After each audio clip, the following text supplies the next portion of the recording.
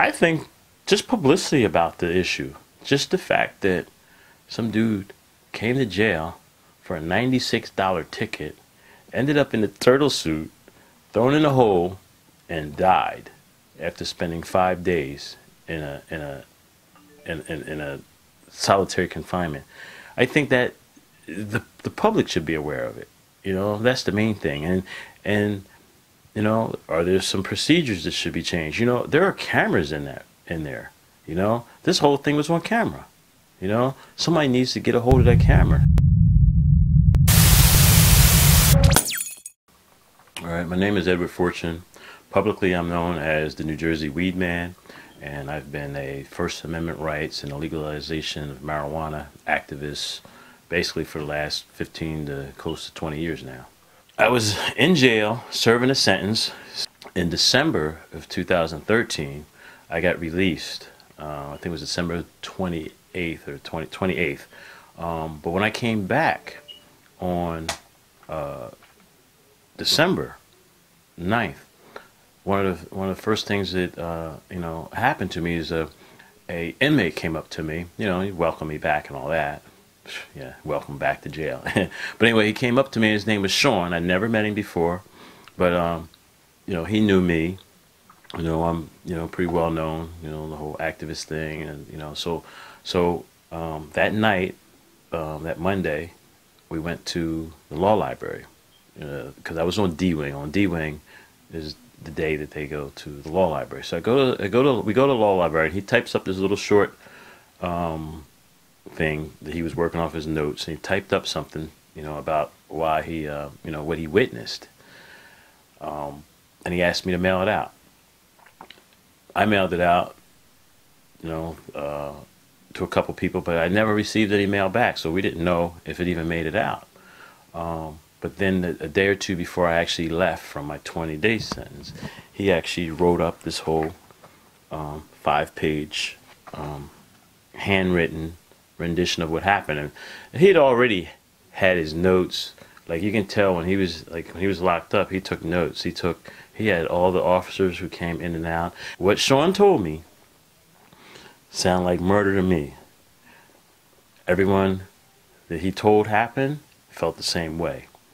The jail, from what we understood, acknowledged that there was a murder, that there was a death, but they classified it as natural causes. But when you read Sean's rendition of it, of what he witnessed, it doesn't sound like a natural death to me. I'll read the letter. This is the letter that Sean wanted me to give to any news media or any lawyer or anybody, because he's still in jail, and when you're in jail, you do have limited contact. Even if you mail a letter out, you never really know if it makes it out, because you know you have to give your mail to the guards. You don't know if they just take it and drop it in the trash or not. You never know. And when you don't get any mail in, you don't know if no one wrote you or any mail that you're getting is thrown in the trash or read or confiscated, whatever. So you don't know. And that was his situation. He felt like he wasn't sure if his mail was making it out. I wasn't sure if my mail was making it out. But when I was being released, this is what he wrote for me to hand out, to give out to whoever. And you have received one. All right? To those who fought for human rights. And it's dated January 26, 2014. My name is Sean C. Turzanski, and I am currently incarcerated in the Burlington County Detention Center. I'm 29 years old, college educated, and have no prior felony convictions. This letter is my first-hand factual testimony in regards to a murder/cover-up I witnessed during my time here. My goal is not to better my chances in court or leverage the system, but rather gain justice and punish those who failed to value a life. I was placed in ADSEG, which is segregated detention. They call it ADSEG, meaning administrative detention.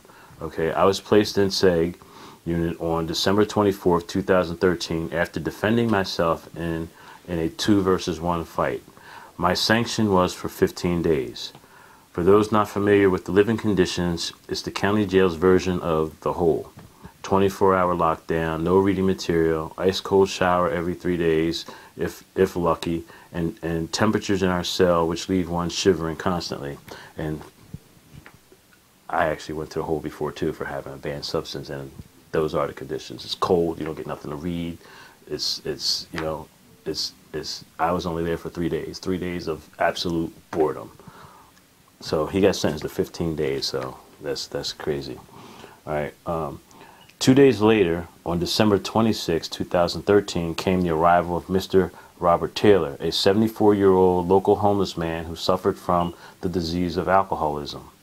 I was told by the COs that he was locked up merely for a $96 unpaid ticket, and that this was not the first time he had been arrested for petty charges. Again, the word around was when he wanted to get out of the cold, he would do something to get locked up in the county jail, where it's still colder, it's still warmer than it is outside. All right, his physical state was not good, being that he was going through withdrawal.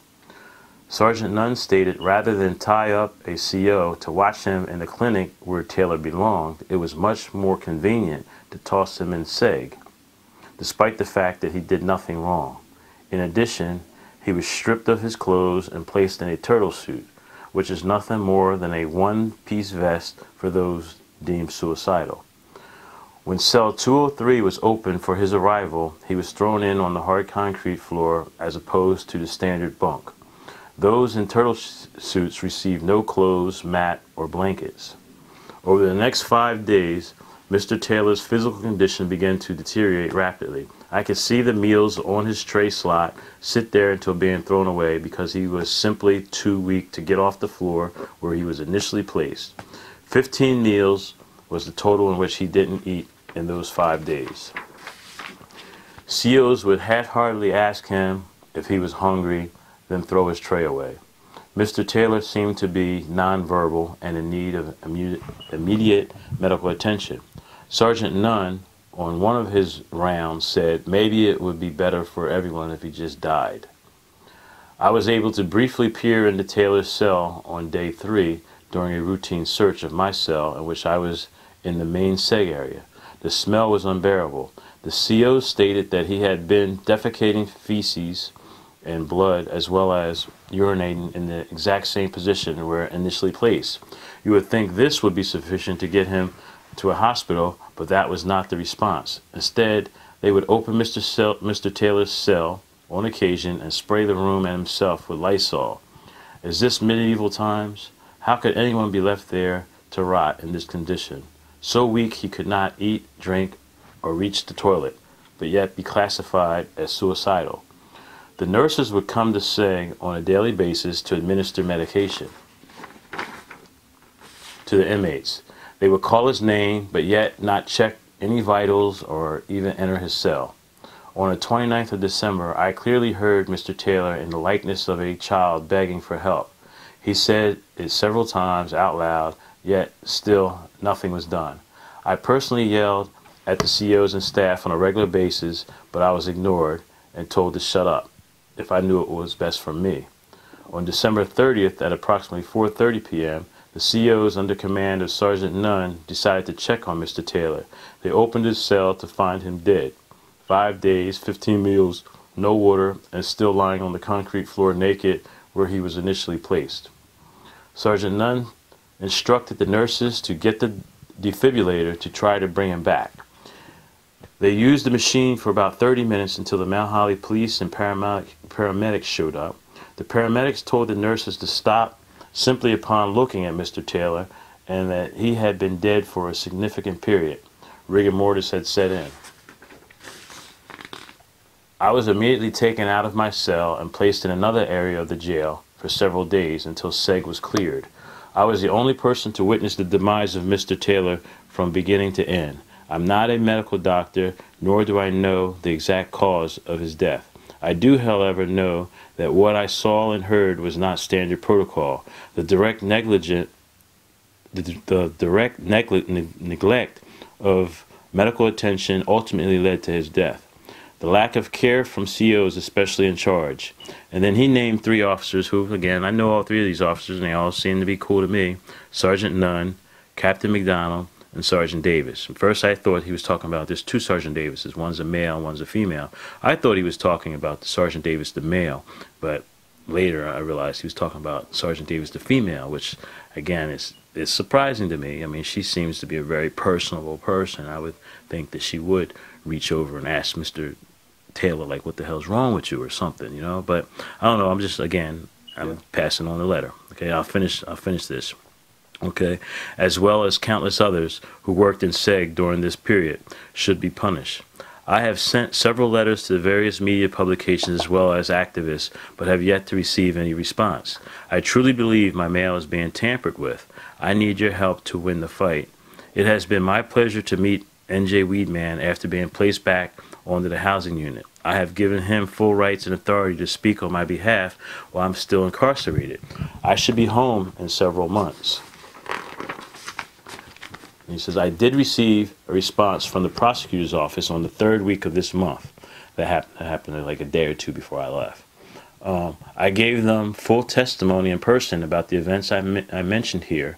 Something must be done to punish those whose actions led to Mr. Taylor's death. I will not be silenced. Please put pressure on Warden, the freeholders, and the prosecutor's office. BCJ, and he stars this, BCJ will not get away with this murder cover-up. Please stay vigilant. Letters, interviews, media coverage, and visits are all welcome and encouraged. Do not let Mr. Taylor's death be in vain. And then he gives his email address at home so he can look at any responses later. But the crazy thing, the real thing, that, like I was going to kind of pass it off and move on. And me and Sean had talked about something. I told him, well, you're still in jail. Like, you know, I hope nothing happens to you. You get this letter out, and I hope nothing happens to you. And we both were pretty confident nothing would happen. But just a couple of days ago, when I was out and about, I was at the county building myself doing something, and I run into this guy named Mike Mathis. Mike Mathis was a inmate also. He was actually Sean's cellmate. When I left, Mike was Sean's cellie.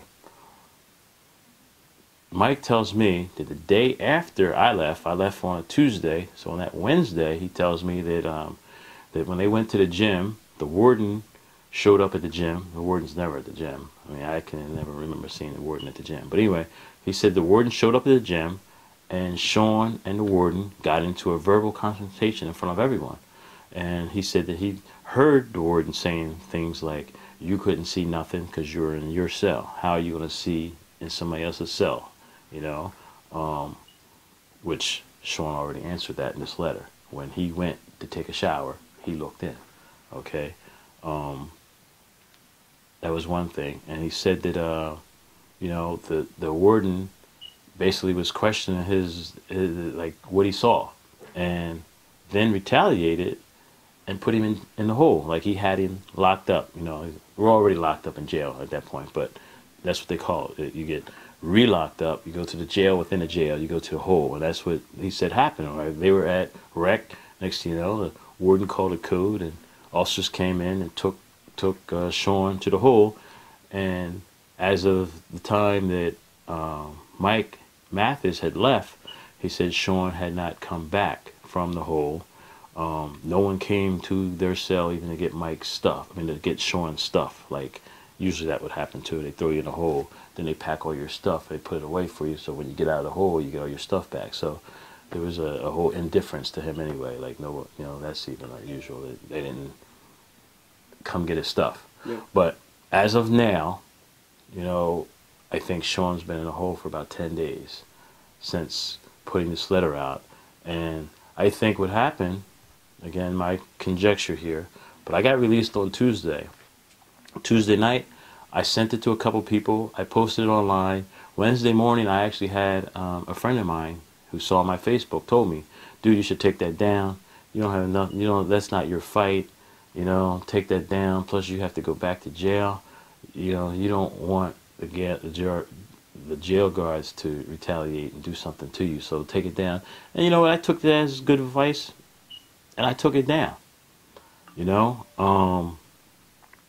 but apparently it was too late because that was about the same time the next day that the warden had confronted Sean. And he even said that he wasn't the only one. He just was there for the entire 5 days because he got sentenced for 15 days. There was a couple other people that were just there for a day or two, so they witnessed part of it. There was another individual who also complained, and they shipped him to another jail.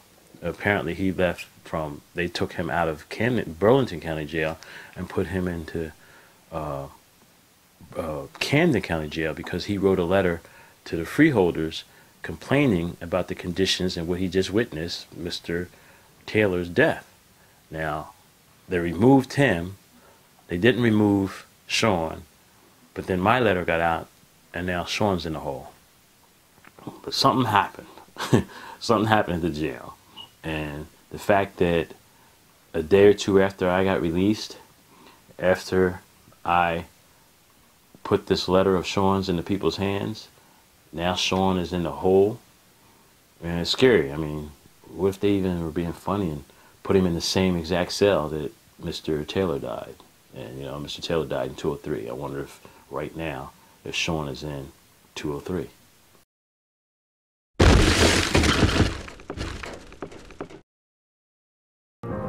I'm going to prison for arithmetic. I added 1 to a fucking number on a public web server, and I aggregated this data and I gave it to a fucking journalist at that man's publication. And this is why I am going to prison.